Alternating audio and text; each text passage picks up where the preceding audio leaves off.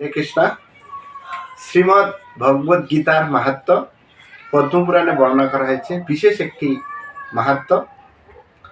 তো সেখানে বর্ণনা করা হয়েছে একজন ব্রাহ্মণ ছিলেন, তার নাম ছিল জড় ব্রাহ্মণ। তিনি ব্রাহ্মণ হওয়ার সত্ত্বেও তিনি জড় কর্মে লিপ্ত হয়ে গিয়েছিলেন, জড় জগতে আসক্ত হয়ে গিয়েছিলেন এবং কুড় স্বভাব হয়ে গিয়েছিলেন। তাই তিনি অনেক অর্থের প্রতি লালায়িত হয়েছিলেন এবং অনেক অর্থ সংগ্রহ করার পিছনে পড়েছিলেন। তাই তিনি তার স্ত্রী পুত্র সকলকে রেখে তিনি পাশ্চাত্য দেশ বা বিদেশে গমন করেন।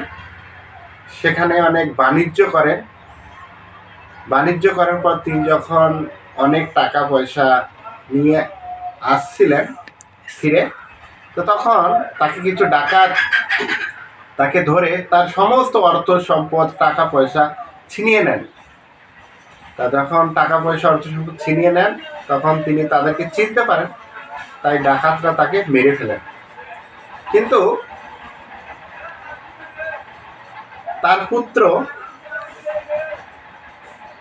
তার পিতাকে খুঁজতেছিলেন। তার পুত্র অনেক ধর্মপরায়ণ ছিলেন এবং তিনি সবসময় গীতা পাঠ করতেন, পূজা অর্চনা করতেন। তো তিনি যখন তার পিতাকে খুঁজে পাচ্ছিলেন না, খুঁজতেছিলেন, তো তখন তিনি ওই এলাকায় এসে সেই বনের কাছে খোঁজ করেন। কিছু ব্যক্তি তার পিতার যে আভূষণ রয়েছে সেটি দেখান। তারপর তিনি চিনতে পারেন। তারপর তিনি ভাবলেন যে আমার পিতাকে তো ডাকাতরা মেরে ফেলেছেন, তাই আমি গয়ায় যাব পিণ্ড দিতে। তাই তিনি ভাবলেন যে ঠিক আছে, এখন তো রাত্রিবেলা, আমি কী করবো, তাই আমি আজকে এখানেই অবস্থান করি, আর কালকে আমি গয়ার দিকে যাব, গিয়ে আমার বাবার পিণ্ড দিব। এই কথা ভেবে যখন তিনি সেই জায়গায় অবস্থান করেছিলেন আর শ্রীমদ্ ভগবদ গীতা অধ্যয়ন করেছিলেন, তো হঠাৎ করে কি হয়েছে, তিনি দেখতে পেলেন যে আকাশ থেকে একটি দিব্য বিমান আসতেছে। আর দিব্য বিমান এসে তার মাঝখানে তার পিতাকে তিনি দেখতে পেলেন।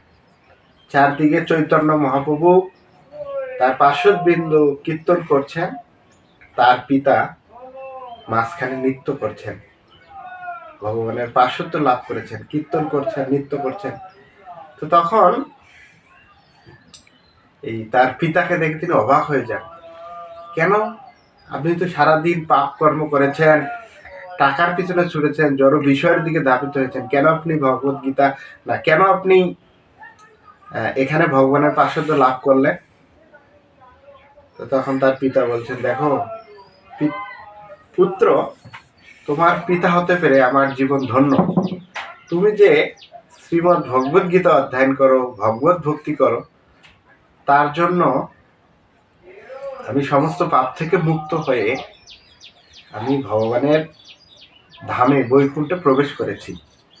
তাই তুমি কি করবে, এই জগৎ সকল মানুষকে উদ্ধার করার জন্য, বা তোমার যে বড় ভাই রয়েছে তিনি মারা গিয়েছেন, তিনি নরকে রয়েছে, তার জন্য তুমি গীতা অধ্যয়ন করবে এবং তুমি সমস্ত জগৎবাসীর জন্য গীতা অধ্যয়ন করে তার যে ভক্তি ফল অর্পণ করবে, তার দ্বারা সমস্ত জগৎ উদ্ধার হতে পারবে।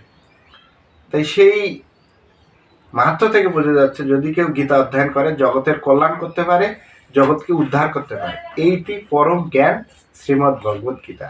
হরে কৃষ্ণ।